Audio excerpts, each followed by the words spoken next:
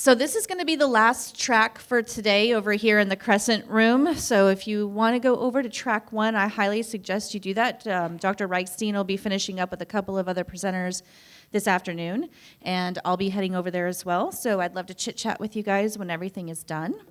What I'd really like to do is present Dr. Terry Watson.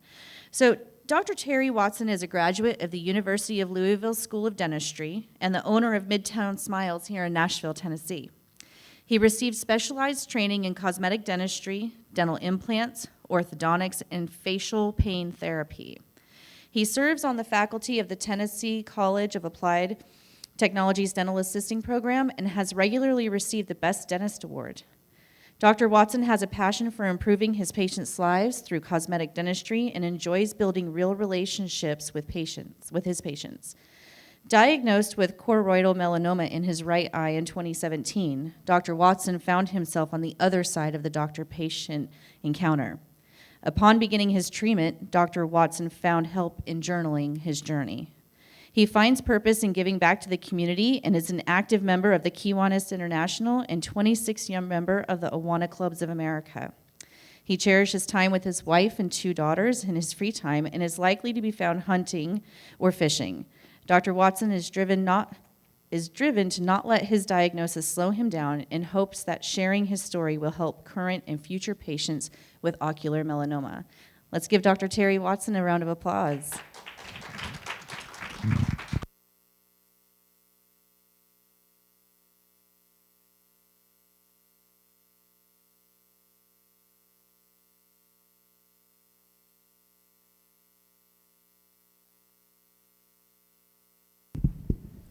Well, welcome.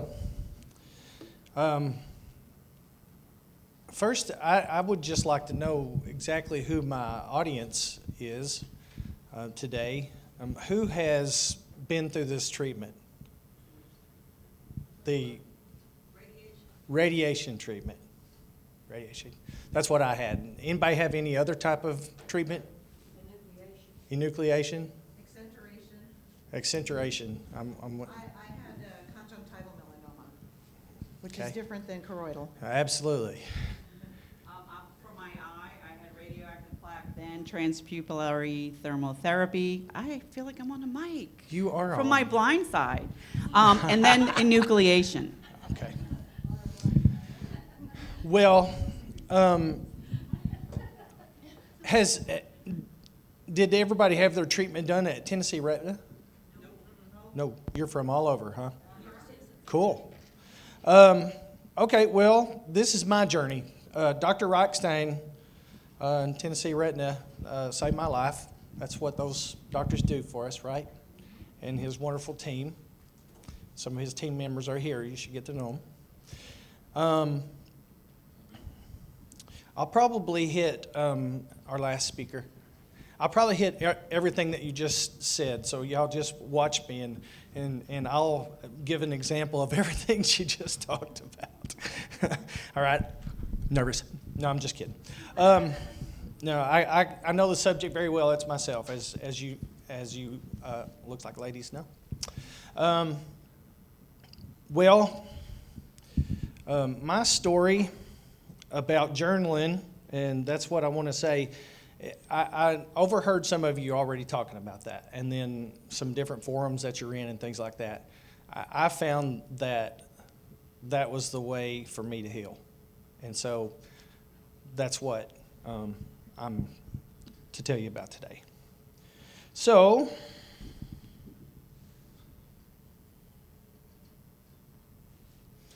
tell you about my story. Vols are playing Alabama today. Go Vols. I am a cosmetic dentist here in town. Vision acuity is my priority. I cannot stand not to be able to see. So when we're talking about throwing things in the flame about that, guess what? I had to do that too, because I had to overcome a lot of fears through this process, and we'll talk about it. One was being claustrophobic. Y'all love the MRI stuff, right? That's my beautiful wife, Dana. She's in the front row with me. She'll cheer for whoever I cheer for, I guess. She converted. She was from Arkansas, and after listening to Pat Summit, she came home one day saying she was converted and she was wearing orange. House divided. Yeah, we're playing. All right, so this is my dental family. All right, Dr. Tabor is the dentist that I bought out here after practicing 20 years in my wife's hometown. So you need the support of family, work family, home family. This is my family. This is my family. This one rules the roost. This is second place, the youngest one. The third one, this is my oldest child. You can see she takes a lot after me. And that is my son. He's my son-in-law. I wanted to make it to this day. Wanted to make it to that day. Got another one to go, maybe. But no grandkids yet. I just have fur babies. They have 2. Things that I like to do. I need my eyes. I am actually a well-known duck call maker as well. That's one of my duck calls right here. I do custom call making, and people order from all over the place. I've sold in every state. This is my buddy. You'll see pictures of him along the way because you've got to have friends. You got to have friends you can confide in. That's where your drawing was. This was one that I'd put a dot beside. Right? So, love to duck hunt. Do I have to turn this way every time? Okay. My first passion, believe it or not, is actually turkey hunting. There's my father-in-law who taught me how to turkey hunt, and we like to deer hunt together. And then there's my buddy again. We crappie fish and duck hunt together. Am I doing okay with the mic? I'm okay. All right. Here's mine. There he is. What we're all here for. That's my enemy. That was Dr. Rockstein's enemy. And I journaled the whole time. But that was my diagnosis day officially. I had been going to, in Arkansas, the next door neighbor was my optometrist. Been my optometrist for 20 years. I've got a nevus in here as well. I discovered that nevus after playing flag football in college. I hit my head. I went to have it checked out. The doctor said, "Hey, you've got a freckle in your eye. You need to watch this." Well, I'm a rules follower, so of course, every year I got an eye test. In about 2014, I go back and see records. This started showing up because that's when he started getting pictures of my eye. That's when he started getting pictures. And he said, "Well, looks like you might have a little satellite out here." I am a doctor. I never once thought about a melanoma in my eye. Not one time. That one layer of pigment that you have back there so your eyes don't shine like the animals whenever the headlights hit you, went crazy. That went crazy. So from here, when I moved to Tennessee, I went back to that optometrist, but his associate was also my patient there. He wasn't there on Fridays. That's Fridays when I could go. I went and saw Dr. Kilgore was her name, so I add her to the list who saved my life. And she said, "Man, how long has this been going on?" I said, "A long time. He's been watching it." She said, "Yeah, but we don't know how thick it is." I said, "Oh, well, what can it be?" And she goes, "I'm not going to tell you. I'm not going to tell you. You need to go see about the thickness. The thickness is everything, right?" So the thickness of mine turned out to be 2.3. I was in denial. I asked Reichstein if I could have 90 days to see if this thing was growing because it's been there forever in my eyes, right? So anyway, I have bad jokes. It's just like the injections. You see them coming. So 90 days. He says, yeah, I'll let you off 60. So I'll come back in 60 days. 2.5. 2.3 to 2.5, 60 days. He goes, let's do this tomorrow. Well, if you've been through the treatment, you know it happens quickly sometimes, at least with brachytherapy, but they got to do a lot of stuff. And one of those things I was extremely afraid of was MRI, because I had a head injury when I was a kid. I was the youngest, and I was a little rambunctious, okay? And I woke up in an MRI on a papoose board. I've been scared of an MRI ever since. So guess what you got to go do, right? Here's another fear I had to throw in the flame. Journal my way through it. And I will be happy to say this, that yesterday I had an MRI and I kept all my clothes on. What an accomplishment. I'm telling you, I journaled this all the way through. Went from shoes to no shirt, everything. It's just the way it is. But there's my enemy, and it's dead. And I thank God every day for it.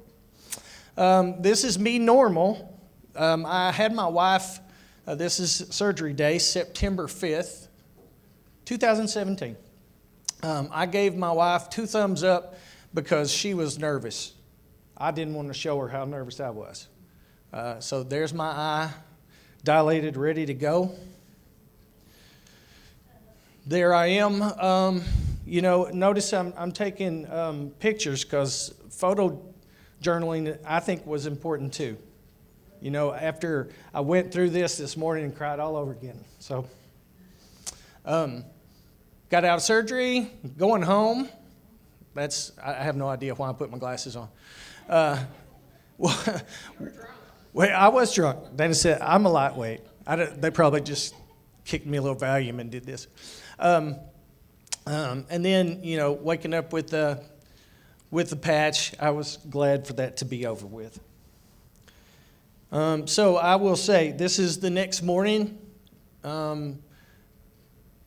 Took this off and said, holy moly, right? What happened? I mean, this was hamburger meat. And you talk about something, that little piece right there, was driving me crazy. All of the other stuff, it was driving me nuts. And the people in your circle in that drawing, I had to call on some of my prayer warriors. And I said, please pray for that to quit happening. Excuse me. For that to go away. Stop hurting me. And of course they did. One person, you can't be beside somebody in the bed or whatever, so I kicked my wife out. My dog would not leave me. She's trying to show me who's boss still. All right, so I kind of took some months at a time here, and you'll see I'll just kind of do a little time here. September 12th, so I was September 5th through the 9th, 7th through the 9th, yeah. And then, so on the 12th, the swelling is still there, and of course your eye's still dilated, and I had double vision. You talk about, oh. But I went to work 7 days later. Closed one eye. I wouldn't recommend that.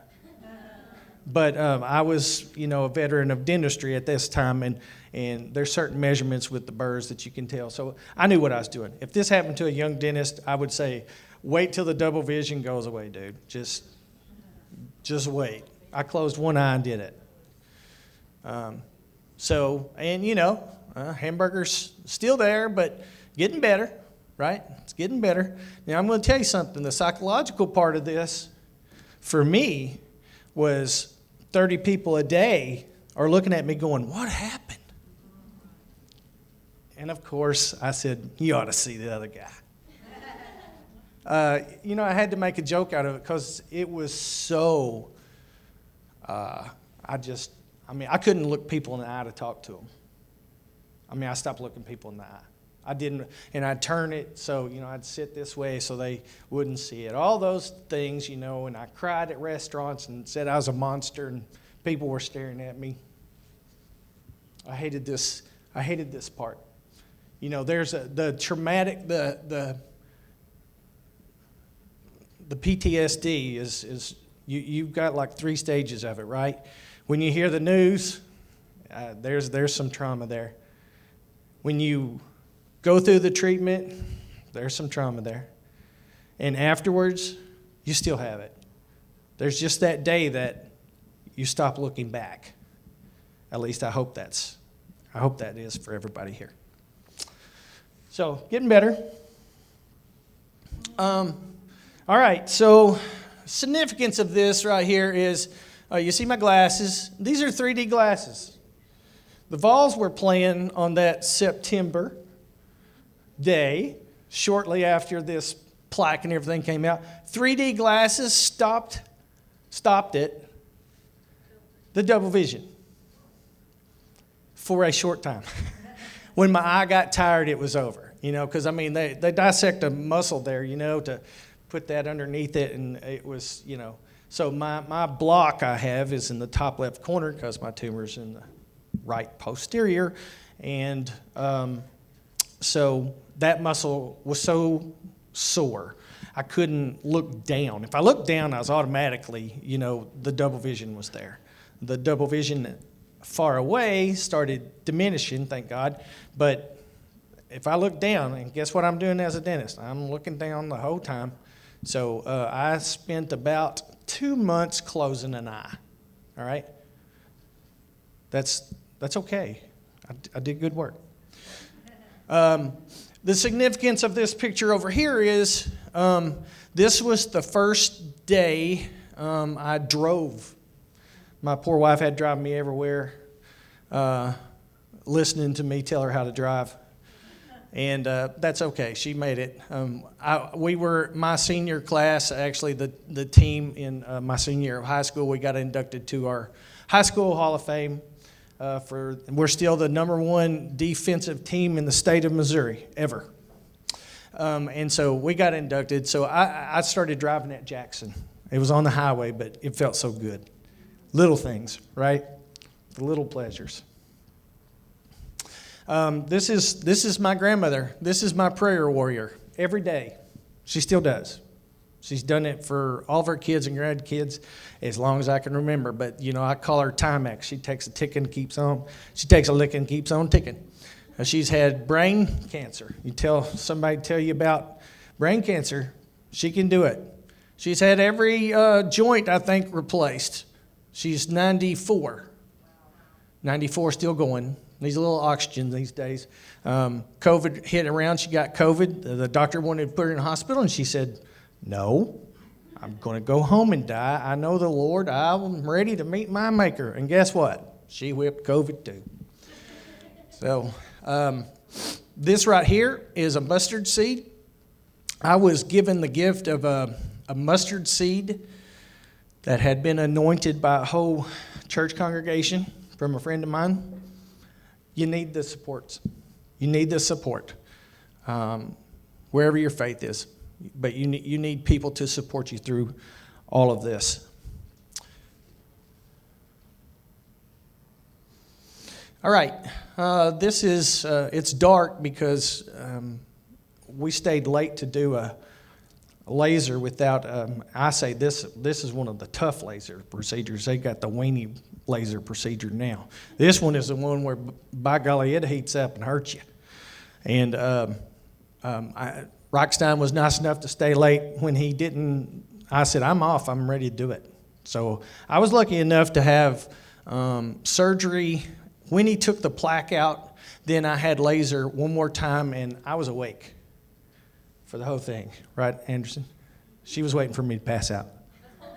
He told me I was the toughest SOB he'd met. She cried a lot.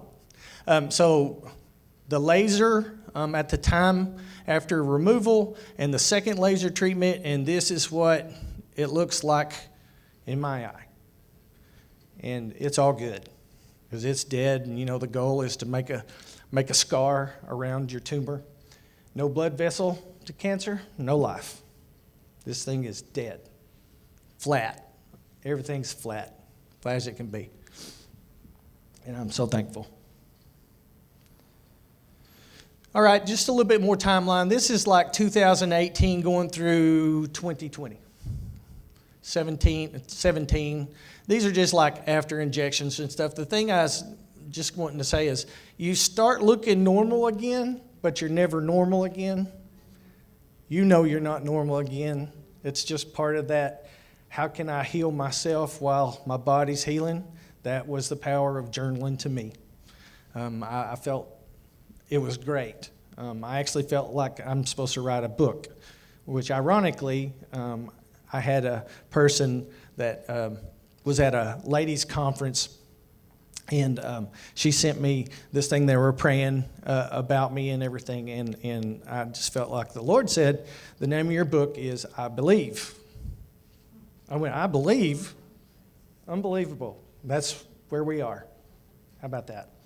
I've been waiting, 5 years, so I passed my life day on September 9th. But the thing I'm going to add is it's not fair for if you've had eye treatment with, like especially brachytherapy. I don't know about enucleation, how you're going to celebrate those type of things, but I'm just saying, if you do chemo, you get to ring a bell, right? What do we do for the eye? Well, we had this sucker in there for 3 days. I have a 3-day celebration. And I think we should make that all known throughout the world, that when you have this, you get to celebrate 3 days. Do it however you want to. 7? Okay, who'll give me 5, and then we'll have 7. All right, here we go. We're going 10, who'll give me 10? No 10. Please don't have that in there. I'm a bit of a cut up, but we're back to the circle. Here's your circle of friends. This is my circle of friends that I would call on.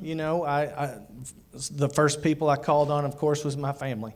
I had to tell my girls. My youngest one just fell apart, right? And the oldest one is a pharmacist, and she got busy. And documentation, sending me everything. Here's what you got to do. Here's what you're going to start eating now, blah, blah, blah, blah, blah, blah. Everything. So I had the support of them, my grandma, my pastor, my church family, the rest of my family, and my friends. And so I could call on any of these people at any time, and they would talk me off of a ledge. They would give me support more than anything, which is what we all need, right? I mean, it was tough. It was tough for us all. That's not my teeth, by the way. That's at Arrington, and that's like a grape or something. That's not my teeth. The other part of my encouragement is you got to keep living. It's there. You just got to live with it, right? And you learn to live with it, however you can cope with it. And there's people to help you, and use your sources. And I just want to just glorify God for what he did. And as I've said before, the verses about Jesus spitting in the dirt and making the mud and putting it in the people's eye. I said the plaque was the spit and Rockstein was Jesus' hands. So that's how I feel about it. I like to have a good time. This is my Santa suit when I'm delivering presents to our families. He was rocking. Went over to kayak over to the falls when, what's the name of that falls? Cummings Falls? Yeah. Cummings Falls. It's beautiful if the water's up. Just went to Yosemite and Grand Tetons. Came back last week from the beach. Get busy living or get busy dying. If y'all like Shawshank Redemption. I do. Every time it's on. Do I stop? Shawshank's on. Sorry. Quote every line. All right. Pray for others. 6 people in a million with choroidal melanoma. I believe that's the statistic. Is that right, Anderson? Somewhere in there? Okay. This is Todd. Todd is, his wife is a speaker. and my wife is also a speaker as well in the dental world. She calls and says, Dana, oh my God, my husband just got diagnosed. I said, you're going to Reichstein. Comes from Hawaii. Stays at our house. Stayed at my house with that plaque in his eye, right? He came out of the bedroom. I said, come on, I don't care. Let's do it. I pray for him, and I pray for these others. These are 6 people who've got the same thing I was diagnosed with, choroidal melanoma. Jeff graduated 1 year ahead of me in my hometown. Michaela is a niece to a friend of mine from my hometown. Mike is a friend of a guy I graduated high school with that works in Franklin. David is an oral maxillofacial surgeon, and Kim went to church with me in Arkansas. That's pretty close, don't you think? For 6 people in 1 million? That's ridiculously close. So I feel like I'm supposed to tell people my story. I think you should tell your story. I think it's healthy to tell your story, and I hope you're getting something from this, because I'm not like my wife. She's an excellent speaker. I'm just winging it, all right? This picture was taken last week. There it is. I look pretty good for an old man. I mean, you can't see the damage. I still have a little weakness when I look down far to the right. You know, I love to deer hunt and everything. So when I first got this out and I had the double vision, and I sat, the first time I went back deer hunting, I couldn't move my eyes laterally. It hurt so bad I climbed down after 2 hours. That was just killing my soul. I wouldn't even shoot a gun or anything for a while. It just didn't feel right. That was traumatic to me. That was taking away something I love to do. But you just get knocked down. 7 times, you rise 8, right? We only live once, Snoopy. Wrong. We only die once. We live every day. So I want you to go out there and celebrate your life day. I went and had a really good supper, and I think I went down on Broadway the next night, which my wife hates, but I love live music. I'm not going to cut that out. And I don't even remember the 3rd day because the 2nd day was so good. Anyway, I would like to just facilitate a conversation. You can ask me any question about how I felt, the treatment, whatever, and she'll bring a microphone around, so please wait for the microphone, I believe, so that we can have good communications, better than me anyway. Okay, well, here's our first speaker. I have a question, and then I have a comment, which I think is interesting to what you're saying. The question is, I know that males don't journal as much as females. So how did you journal before this? And what facilitated your journaling if you did not? Great question, because I actually had that to say. Well, I'm a girl dad. That's the first thing. Girl dads have to do things differently. Yes. I have been a self-improvement guru forever. I've read every type of self-help book that I think you can get. Usually on the beach. That's my happy place where I learn. Like I said, I just felt like I needed to. Maybe it was a spiritual thing for me. I just felt the calling. So, I mean, I'd really like to finish the book and get that out there. And the one thing that Anderson was telling me when they asked me to do this was, hey, there's not a whole lot, I'm sorry about that. There's not a whole lot of good stuff out there on the internet about brachytherapy. I mean, it looks gruesome. And I wanted to be an encouragement to people that you can get back to a normal life, even though you're abnormal and you know it. You don't have to be that way. My comment. Yes. First, I can identify with oral exams because I'm a speech pathologist and I was working in nursing homes, and I waited 2 weeks before I went back. And then when I got new eyeglasses, there were 3 choices that I'd picked out. You know, you pick out, oh, I might look good in this one. And I had a favorite, but then the lady helping me said, oh, this is from a new company, and there's a Bible verse. There's a Bible verse in this one. And the Bible verse was, the redeemed of the Lord shall tell their story, from Psalms 107. And not only did I do that in journaling, I put it on Facebook. And like you, even though I didn't talk to my patients about it, it's like God put, like one of my first patients at a new building was in assisted living. He lived in assisted living. He was an older guy in his 80s. And he had fallen and had a little head injury, and they were saying he has cognitive problems, you need to work with him. Well, why did he fall? So I'm the only one that noticed in his history eye cancer. Oh. So I pursued that a little bit, and he goes, it's a word this long, and I don't, but there's this little lady down in Cincinnati that does the treatment, and I went, Dr. Gohea? Yep, that's the one. And so then I did share, well, guess what?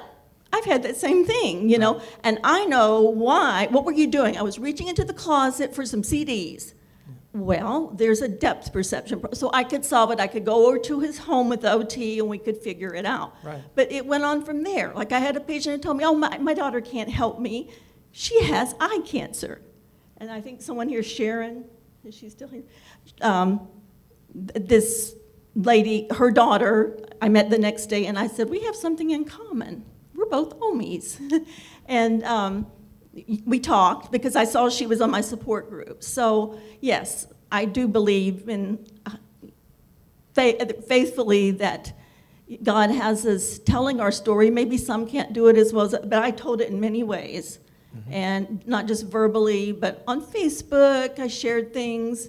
At first, I'm not one to do that, but it's almost like on these glasses, it directed me, yeah, tell your story. Tell your faith story, tell your OM story, and you will meet new people, and you may save someone's life. So, that's right. So anyway, that you said you wanted to get to know us, but that's me. Absolutely. That's kind of my story. Okay. Yes, I hope everybody will email me or something so we can get together. I'm praying for others. I don't mind praying for your needs at all. Does anybody else want to contribute? Is there anything from online? Just a comment. Okay, just a moment. So this is from an online. This is from Nolene, and she says, thank you for sharing your story. Awesome. And that's the thing, right? Is 7 degrees of Kevin Bacon kind of deals. You never know who you're going to cross paths with and what that means. That's right. So it's very interesting that you have, out of 6, there's 4 from your hometown. Would that not constitute a cluster? Not enough for a cluster? Kennett, Missouri, about 3.5 hours from here. Hold on just a moment. You come on over. You can't stop me from talking. It's from... That's like the odds of that are insane. I knew someone with ocular melanoma prior to having my plaque. Oh. But I didn't. She went to school with me in Texas in a class of 450 students, I would say about. She had moved to Kentucky, and I lived in Ohio. And someone on Facebook, when I had said something in a small group, you know, like a group of high school friends, said, well, that's what Sharon has. What? Well, I didn't even know Sharon was on Facebook. Yeah. And so then I found her, and it took me a while to contact her. Well, then, as I told my story, someone else from not my class, but a class below me said, oh, I have OM. She was a nurse. So I went to see Dr. Carvajal in New York. My OO recommended it because I was thinking about one of those adjuvant trials. And so she said, he's the one you should go to. He's a good guy. He's real open. And so I did. And when I told him that, he said, "What?" And then he said, "You know what? Either it could be a cluster," he said, "or there's a lot more of this than we think." Yeah. And that's what I think. People too. don't get their eyes checked regularly, right? I've got another one right over here. Absolutely. I am an 18-year survivor All right. of ocular melanoma, and I was diagnosed. And then after I was diagnosed, my sister works at the local hospital, and she said, "You need to meet my friend."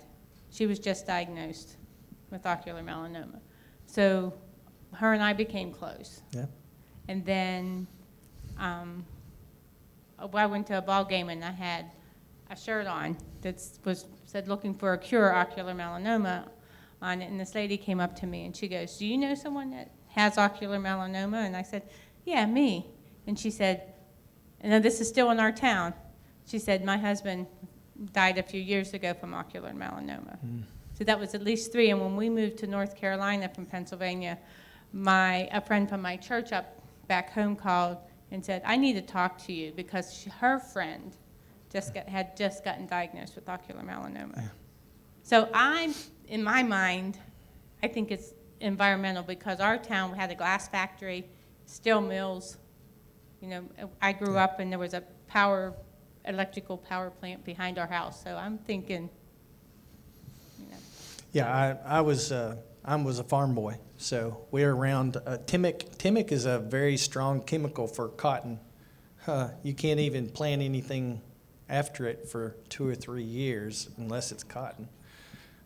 So that's one of those things. But the guy named Jeff that I was telling you about, he was the one that I confided in. My brother-in-law and my sister said, "Hey, you know, Jeff had this." And I was like, "Oh my gosh, let me call him." And of course, he lived by what we called the number 19 ditch, and surrounded by farms, and we swam in that thing all the time, so there's no telling. But I also, you know, my dad was a smoker. I lived in a smoker's house. I worked in a tanning bed place. I'm a dentist, so, you know, probably looked at that curing light a few times. I mean, we don't really know, right? I mean, it just is what it is, and our purpose is to just find a way to live with it and heal. And I felt like journaling did that. You know, I did want to do a shout out to Castle, of course, who did the biopsy. Because I mean, without that, you know, at first, I'm going to tell you, at first, I told Dr. Reichstein to take my eye out, because my limited belief at that time was, you cut cancer out, it's gone. It's gone, right? And he looked at me and said, "Man, it's 2017. We don't just pluck eyeballs out. Come on, man. I've got something for you. Let me tell you about it." So, of course, I ended up doing it, and I'm so thankful. Thanks, Anderson, because Anderson said, "You've got 1 week to make up your mind. I'm calling you." And guess what she did? She called me. She called me. So, But my diagnosis, you know, was the phenotype was, I think, A1, B1, intermediate, which meant 10 to 20% metastasis rate. And then the prime factor was negative. So negative's good. If you got positive, I'm sorry. That doesn't mean it's a life sentence. It just means you just have a little more aggression. So I feel like I'm a walking miracle. I believe all of you are walking miracles, and I'm so glad that you're here today. I can't thank my doctor and his team at Tennessee Retina enough. I can't. It was such a joy to be there yesterday. They're like friends. They can't wait for me to come. I think there was a drink sitting on the counter, and honestly, I think it was tea, but it looked like urine. And I said, "Oh my God, are we giving urine samples now?"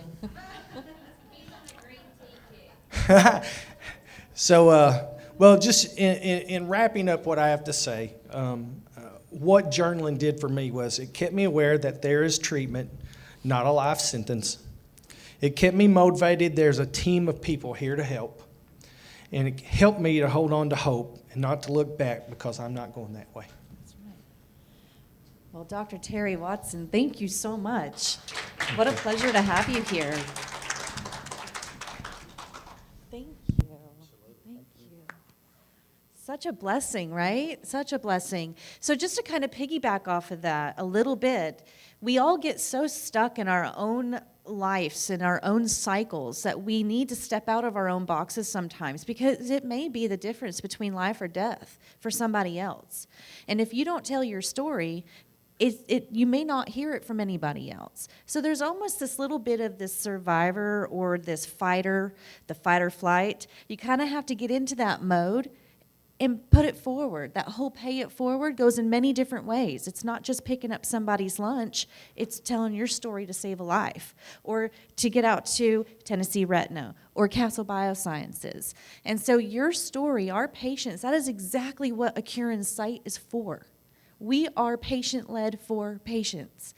There is not a single one of us on the board or employed that do not have the same fight. And so we are our own advocates. We are our own advocates, and we're advocating for you and for ourselves. So share your story, because sharing your story is sharing my story. And let's do that for each other, because we need each other, because this is a family. It's a little disruptive at times. I'll take that one. But you know, we need each other, and it's uplifting. And tell me that isn't completely healing. It's cathartic. It's cathartic to tell your story. It's cathartic to be able to write it down, not only to get it out, but to process. So even if you've never journaled before, color. Pick a favorite color. Get it out. Red, orange, yellow, blue, whatever you're feeling. And just do what you need to do. So that's the end of our session here today on this Crescent Room. If you guys would like to head on over to track 1, they're going to be finishing up in there. I'd love to meet you all over there. All right, thank you guys. See you later.